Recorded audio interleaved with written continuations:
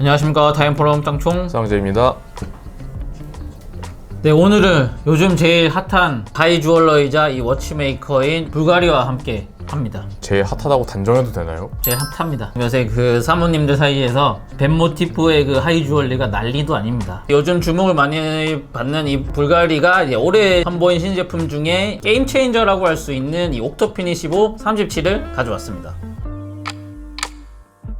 근 몇 년을 돌아봤을 때 이 불가리의 남성 시계는 그야말로 옥토에서 시작해서 옥토로 끝납니다. 그만큼 이 존재감이 대단한데 이 옥토 중에 옥토는 역시나 이 옥토피니시모라고 할 수 있습니다. 옥토피니시모는 이 울트라신을 향한 매종의 집념을 담은 불가리 워치메이킹의 종수라고 할 수 있는데, 지난 2014년부터 시작된 이 시리즈는 도장 깨기 하듯 매년 울트라신 기록을 경신해왔습니다. 대서사시는 지금도 계속되고 있는데요. 바로 지난해 옥토피니시모 울트라 뚜루비용이 두께 1.85mm로 기존 신기록인 2mm를 1년 만에 경신하면서 세계에서 가장 얇은 뚜루비용 시계에 등극한 바 있습니다. 불가리는 이로써 10번째 울트라신 레코드를 작성하는 대기록을 세우면서 울트라신 하면 역시 불가리다 라는 공식을 또 한 번 입증해냈습니다. 불가리의 이제 울트라신 대정복 이 프로젝트는 이제 세계에서 가장 얇은 기계식 시계 타이틀 하나 남은 건데, 이 타이틀도 2014년에 불가리가 차지를 했었거든요. 이제 뭐 1년도 안 된 시점에 모 독립 브랜드에게 이 기록이 깨지게 됐는데, 불가리가 이 빼앗긴 타이틀을 되찾기 위해서 이 분명 칼을 갈고 있지 않을까 싶긴 합니다.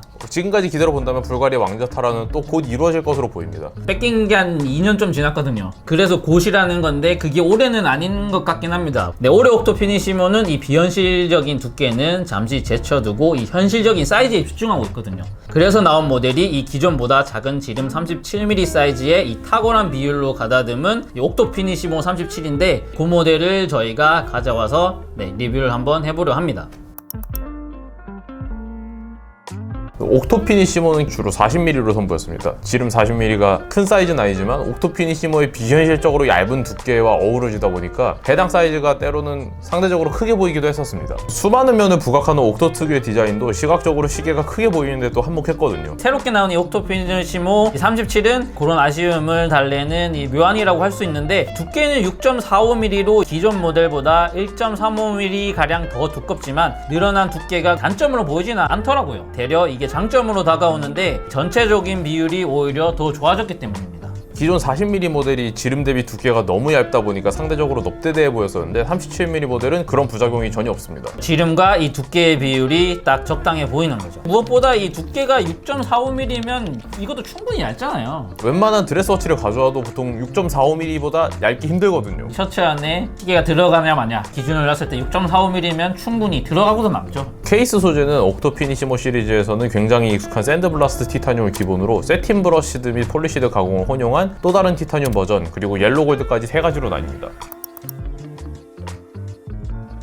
다운사이징의 1등 공신은 역시나 새로운 자동 인하우스 칼리버 BVF100입니다. 사이즈는 지름 31mm, 두께는 2.35mm인데요. 기존 옥토피니시모 오토매틱 40에 탑재한 BVL 138보다 약 0.1mm 두꺼워졌지만 지름은 5.6mm나 더 작아졌습니다. 전체적인 부피가 약 20% 줄었다고 하더라고요. 사이즈는 적어졌지만 파워 리저브는 약 72시간으로 대려 20%나 늘어났습니다. 무브먼트 이제 두께가 늘어난 만큼 더 넓고 더 큰 장력의 이 메인 스프링을 사용함으로써 충분한 파워 리저브를 확보한 게 아닌가 생각이 됩니다. 불가리는 이를 두고 이제 피콜리시모와 같은 이 초소형 무브먼트를 개발하면서 축적한 노하우를 새로운 칼리버 BVF100에 집약했다고 말하고 있습니다. 새 시대의 칼리버 BVF100은 피니싱도 기존과는 조금 다른데요. 제네바 스트라이프가 밸런스에서부터 뻗어나오는 방사형으로 바뀌었습니다. 마이크로 로터 도크에 맞춰도 표면을 썬브러시드 가공으로 마감했습니다. 좀 더 오밀조밀한 느낌이 들어서 더 이뻐진 것 같습니다.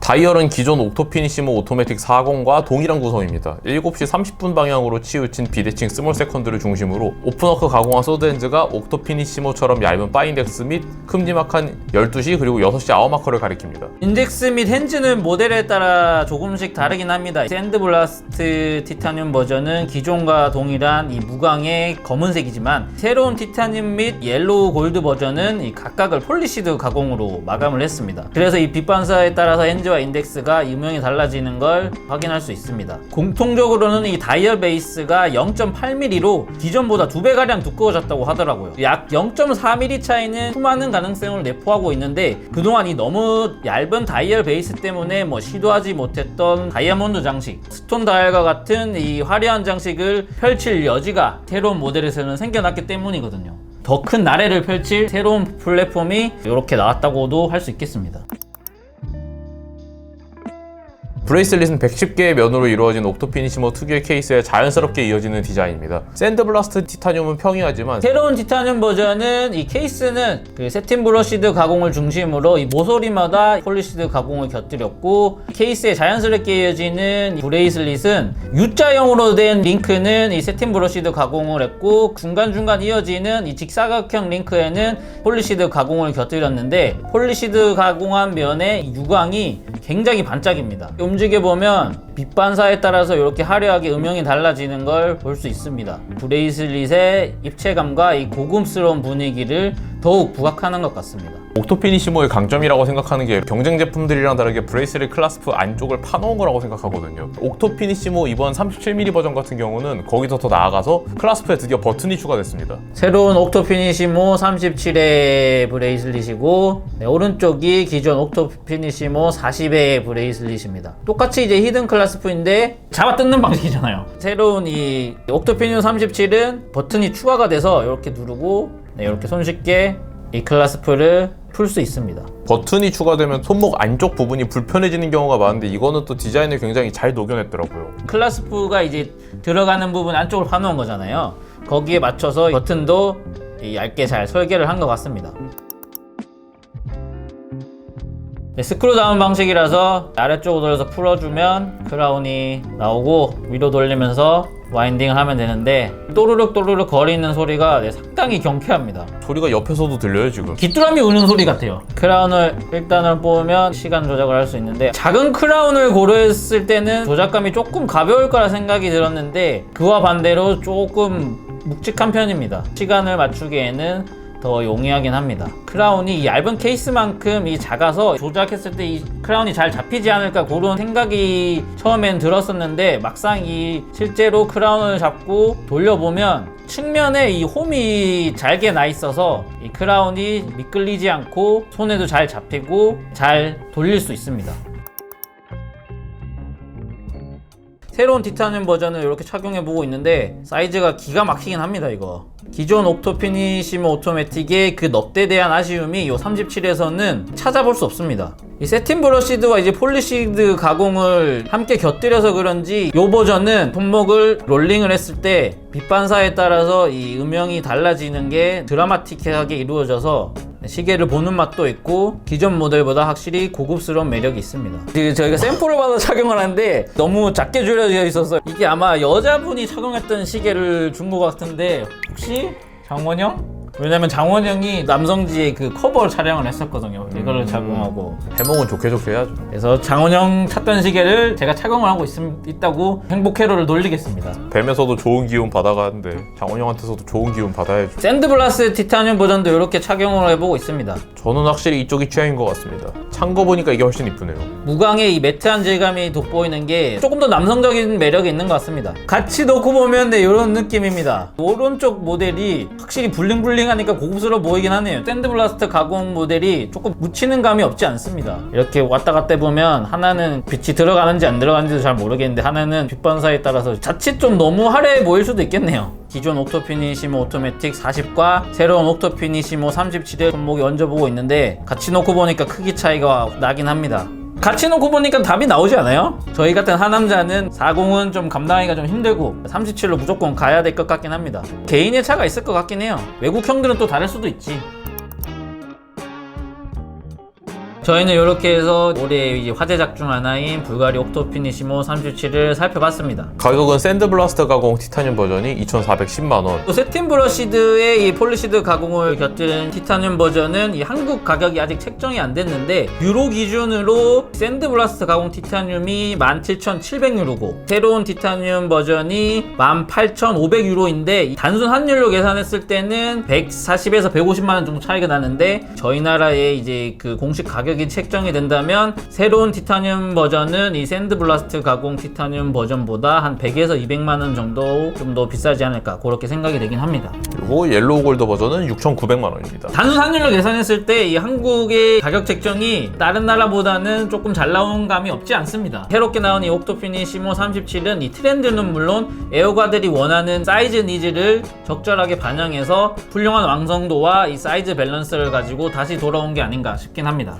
불가리가 자랑하는 그 울트라신 경쟁에서 올해는 한 발 물러섰잖아요. 한 발 물러서니까 오히려 더 스포트라이트 더 많이 받은 것 같아요. 올해 워치스 앤 원더스에서 가장 사고 싶은 모델을 꼽으라고 하면 이 모델을 꼽는 분들이 굉장히 많으시더라고요. 쌍대님 어떠신가요? 저도 그중 한 명이긴 합니다. 개인적으로는 팀킬이 걱정될 정도로 37의 사이즈 밸런스와 완성도가 뛰어나지 않나 그렇게 생각이 됩니다. 또 옥토피니시모 37이라는 어떻게 보면 새로운 플랫폼이 나온 거잖아요. 기존의 이 옥토피니시모 오토매틱 42 컬러를 봤을 때 이 앞으로 할 게 너무 많지 않나 생각이 듭니다. 스케치 버전도 나와야 되고 블루 다이얼도 한번 나오고 케이스 소재를 이제 카본으로 달리해서 또 나오고 진짜 앞으로 할 게 너무 무궁무진해서 이 옥토피니시모 37이 더 기대가 되는 것 같습니다. 얼마 전에 불가리 옥토피니시모 37이 론칭을 기념해서 국내에서 큰 행사가 한번 열렸는데 그때 불가리의 이 수뇌부들이 국내에 오기도 했었는데 그때 이 불가리 워치 총괄 디렉터 이 조나단 브린바움과 옥토피니시모 37과 불가리 시계에 대해서 간단한 얘기를 나눈 게 있는데 인터뷰도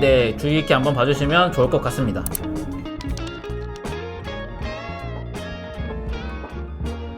Hi, I'm Jonathan Brimbaum. I'm the head of watchmaking for Bulgari.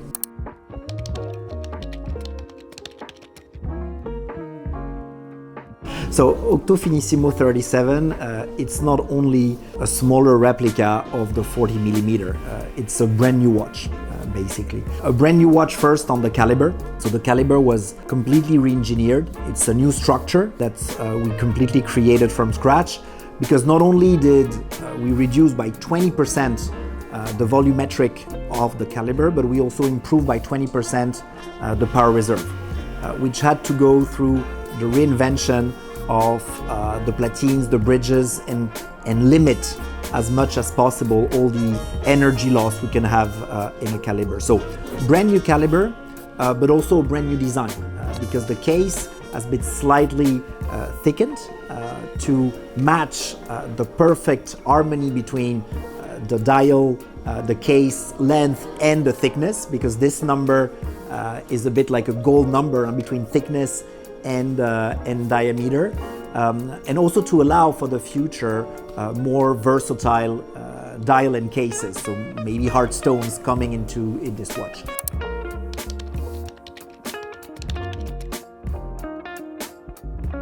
Both watches have the ambition to stay. First of all, because the 40mm is the icon, it's the firstborn Finissimo, and we have been projecting this watch a lot into technicity. We explored all the possible calibers. We won 70 awards because of owning 10 world records. 7, by the way, are still held by Bulgari with this watch. We'll keep the 40mm into this field of technical mastery.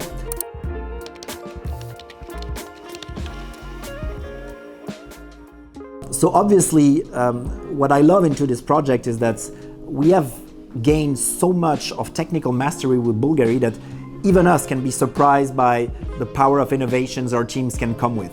So in the future, I think definitely we are looking into miniaturizing all those 37mm calibers. There may be in the future. Now for sure, what we want to keep as our technical lighthouse will remain our 40mm caliber. But as usual, there will be surprises with Bulgari, and I'm sure there will be new ones coming next year in the Watches and Wonder.